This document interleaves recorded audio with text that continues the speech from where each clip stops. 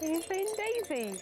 I had Daisy just about here on the carpet, standing up, and my friend who's a doula was there. I was leaning on her, holding onto her, hanging off her neck actually, and just pushing into the ground. And my partner Joey and son Caleb were watching. Women choose to give birth in a midwife-led unit or birth centre or at home because they have thought about birth very carefully and they really think that they would like to try for a normal birth. I think they understand that midwives are experts in normal birth and are absolutely passionate about birth. This is where we actually let you labour. It's nice and homely and comfortable.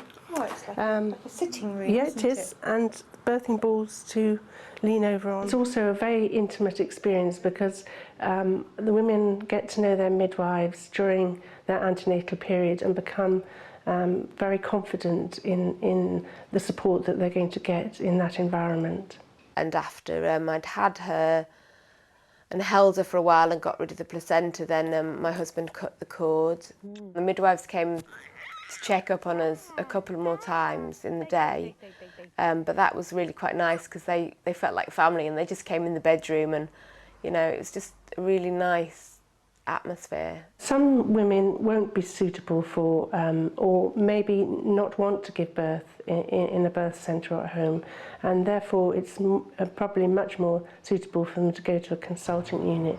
These women maybe have a health problem, for example a heart problem or a kidney problem, and need expert care in that field, or maybe during their pregnancy they might develop something like preeclampsia, or the baby may be in the breech position, so it would be sensible for them to go to a consultant unit. Tips for having a normal birth is to really get to know your midwife, talk to her about your options for birth, find out strategies for coping with normal birth and having confidence in your body to give birth to your baby.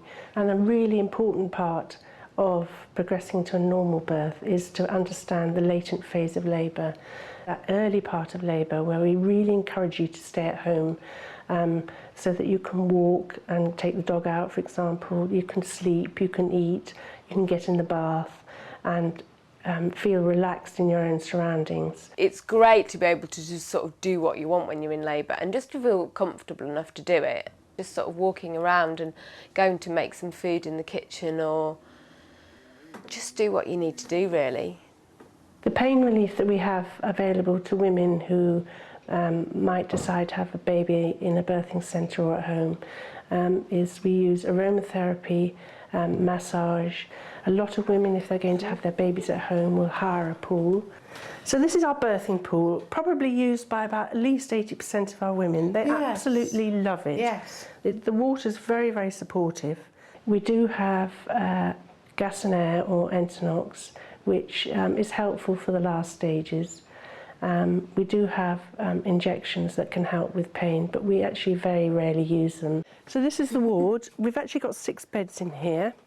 Yesterday it was much fuller. We had 3 or 4 mums in here, but they've gone home, so we've got just the one today. It's really important that you discuss the options for your birth and your setting of your birth with your midwife or your doctor, because these will make you feel much more relaxed and confident in that process.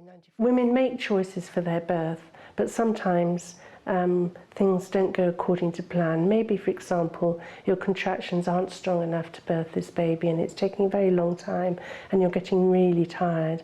And maybe one of your choices was not to have an epidural, but in actual fact, you're saying to me that really you're not coping very well and you'd like to go to the consultant unit for an epidural.